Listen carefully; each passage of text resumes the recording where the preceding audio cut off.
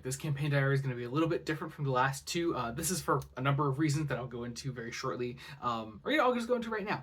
Basically, all that happened was I recorded a campaign diary for my third session. I wasn't super happy with the quality of it in the end. I don't know. I just know I could have done better. Overall, not a ton happened in session 3. It was a lot of travels, a lot of us sort of like figuring out system things. There was a level up at the end, so we were all figuring out Daggerheart leveling up for the first time. And then I ran session 4 not long after. So this is a campaign diary for both session 3 and session 4, so just all rolled into one video. When last we left our adventurers, they had found themselves in the village of Indorus, full of a number of Simia people who had lost a number of their hunters.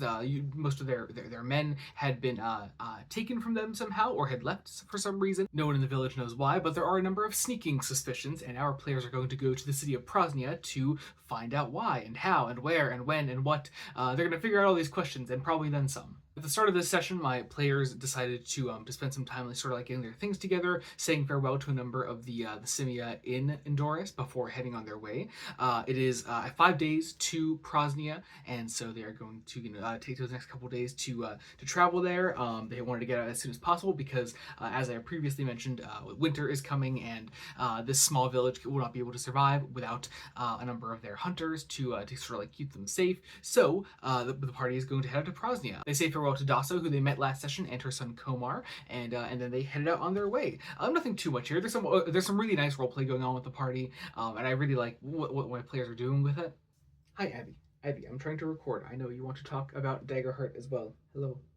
I had established last session that there was a storm coming, so they should probably get moving pretty soon. This is actually because I had found a really cool custom storm environmental stat block for Daggerheart. I have a screenshot of it. I got it from a YouTube video. I'm going to put it up right now. I truly don't know where I got this from. If anyone knows what YouTube video this is from, I remember really liking the video. I've scoured my YouTube history. I don't know where the hell it is, where the hell I got this from. It's a really good stat block. I was able to use it for their first sort of mini challenge along their travel, and it worked out really well. It has some really fun little suggestions as to like things you can use. I even used the flying chicken for like debris flying through the air. My players are just taking a beating from the world. My friend Brian, who's playing Micah, has been joking about this a lot, that like Micah has only really taken damage from the world. And this is because something that I really like about running travel in Daggerheart is that I have to like be a lot more, or I don't have to, but I choose to be a lot more precise about the kind of encounters that my players face along the way. Environmental stat blocks have made it so that I can plan their journey along the way and plan out exactly what they're going to face along the way. I made this map for Anathor with obstacles in mind. There's a river there they're going to have to cross. Okay, I'm going to use the Raging River stat block at some point. There's a mountain range there. They're going to use cliffside ascent to get into it. I'm going to use mountain pass for them to move through it safely. I'm going to have to use all these things in order for them to traverse safely. And being able to sort of organize all of these challenges along the way very neatly through environmental stat blocks is something I've really, really enjoyed preparing for Daggerheart. I can sort of plop a stat block into my prep, and that is the prep. The environment has made the world building really easy for me. Environmental stat blocks have taken away the process of constantly describing your surroundings, because the surroundings are straight up there in the stat block, and also they're going to probably cause a lot of damage to you, like they have to a great many of my players. Abby, you're going to get kicked out. You're going to get kicked out, okay? I love you. After finding some shelter from the storm, they found a small cavern, a small alcove to sort of like hide themselves in until the storm passed. They stayed there for the night. Something really interesting that I'm trying out. I don't know if this is something that every GM for Daggerheart is trying out, but if you're not, I mean, I might highly recommend it. Because there is a benefit to the GM there for players resting, for them using the mechanical benefits of a short rest or a long rest. I've given my players the choice along the way in the various times that they have rested or literally just fallen asleep, roleplay wise, because characters need to sleep, of course. In the various times they've done that, I've given them the choice as to whether or not they want to actually take a mechanical short or long rest. If they do this, obviously I gain fear. I gain a certain amount of fear. A short rest is 1d4, a long rest is my number of players plus 1d4, so that could be an absolute max of 8 fear. That's most of the fear that I can possibly have per session. So giving them that option has really changed the way they think about resting, mechanically at least. Obviously they're going to sleep every night along their travels, but when it comes to the benefits they gain from it, if they haven't taken much damage or they haven't used much hope or stress throughout a day, then they can just go to sleep in character and they can just move on from that. Therefore, I don't gain any fear. They're not in danger of me using that fear on them later down the line. And there's this really interesting give and take that is was something that I've really enjoyed about the system as a whole, which is once again that give and take of the feeling of using hope and fear and the natural balance of this game that works out really nicely when in practice. So they decided not to rest on night one. For their second day of travel, they faced a raging river. They had to cross that river to get to the other side.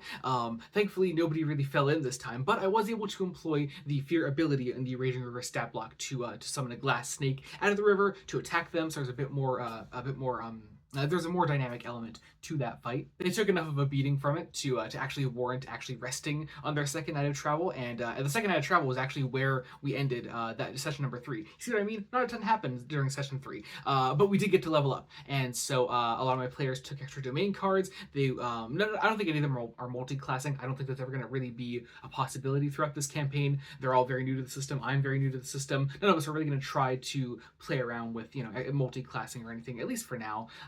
However, I will say, just as a small thing, I have already had my idea for my next mini-series grape shot campaign. We call them grape shot campaigns because, it's not a one-shot, it's not a full campaign. We call them a grape shot. It's nice. But yeah, I think I want to run my next mini-series campaign in Daggerheart as well. At least that's where my mind is at currently. I'm not sure if I'll actually go through with that, but obviously I'll keep you guys updated. But yeah, level up happens. We go into our next session, our 4th session, and during which, my god, my players faced their greatest challenge yet. I used the stat block for a juvenile flicker fly, and it is easily the most dangerous thing that they have faced along their travels. It is their first sort of external force threat. I've been using mostly environmental stat blocks up to this point. So having them sort of face this thing that is just sort of naturally living out in the wild, which I actually did, I forgot to mention back in my first campaign diary, I did somewhat foreshadow that I was going to use a flicker fly at some point. The inn that Deadeye Jack was going to stay in the first session before realizing that the campaign was going to take them far away from the city of Narisho, I called that inn the Flicker Fly. It was named after a semi-local creature that people had seen in the area throughout Anathor, and so I foreshadowed that they would come across it at some point during this. My friend Brian tried something really cool actually after defeating the Flickerfly, which did take a while. Like I said, it took a lot out of them. But I really, really enjoyed. He's playing Micah. He's playing a fun girl, so he decided to reach out to the juvenile Flickerfly and use his death connection. Something that's been really cool about Micah as a character is that he is an explorer. He's a traveler. He keeps journals and notebooks and is just trying to learn more about the world. So he used death connection on this Flickerfly they had just killed to extract a memory of that. And so I narrated this sort of scene of seeing the Flickerfly kind of growing up and seeing its parent, and describing the size of an adult Flickerfly, which I believe is described in the core rulebook as the size of a house. I now kind of want to use an adult Flickerfly at some point. It might be kind of fun. I think it's a tier 3 monster. I might not want to throw something that difficult at them, especially if it is just a traversal kind of thing, but we'll see.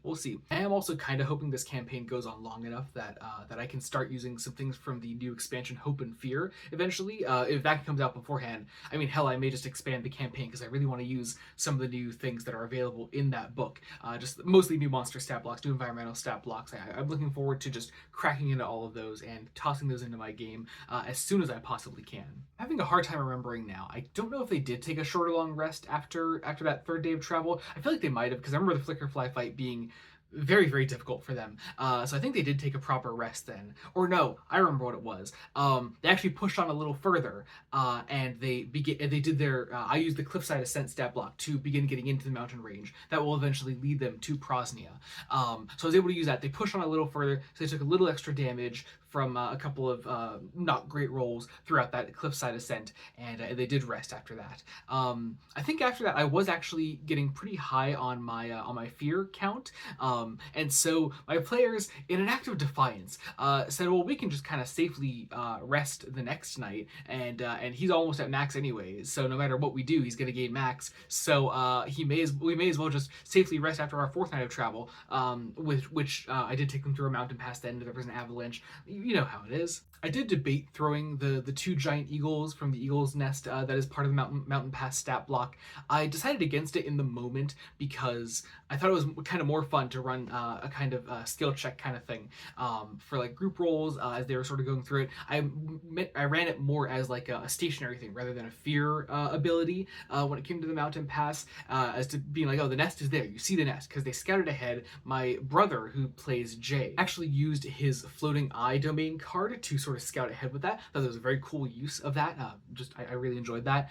He also, because he's a clank, he kind of described it as literally like taking out his eye and it's sort of like flying ahead and scouting the mountain range. It was a very cool use of that ability. I was a big fan of that. And so because of that, I granted them the ability to see the eagle's nest, and I gave them a sort of group role they could do to sort of try to surpass that, and they did. They succeeded. So I gave them a pass on using the two giant eagles. But yeah, after their then fourth night of travel, going through the mountain range and using that long rest in a very evil way, I found I did actually end the session on max fear because of that. So that'll be all kinds of fun going into the next session. I do think we have a pretty roleplay heavy session next time because they are actually entering Prasnia next time, and there will be all kinds of fun things to do there. Like I said, mostly roleplay stuff, but yeah, I think we'll be getting into some interesting things after that. Just in case my players happen to find these videos, I don't want to spoil too much of things to come. So I'll leave things there for today. And yeah, that was sessions 3 and 4. Although it sounds like not a lot happened on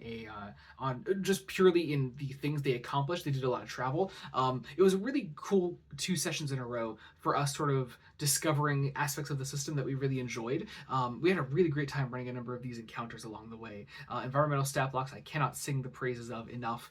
And when it comes to facing those monsters, man, I mean, the juvenile flickerfly is listed as a solo monster, and they fucking mean it. Like, I like truly, there was not a single moment during that fight where I or my players wasn't actively like using the push and pull of the fear and hope system to really test what we can do with our characters. I with my stat block, them with their characters.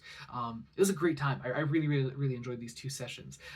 So yeah, I guess that about does it for today's campaign diary. Thank you all so much for watching. I have finally, at long last, decided on other things to do with this channel. So be on the lookout very soon. I'm going to be doing another kind of diary-esque video series, so be on the lookout for that. I'm working on something really cool creatively that has a lot to do with my tabletop adventures, so yeah, be on the lookout for that. That should be out pretty soon. I'm recording these both on the same day, so yeah, I guess that does it.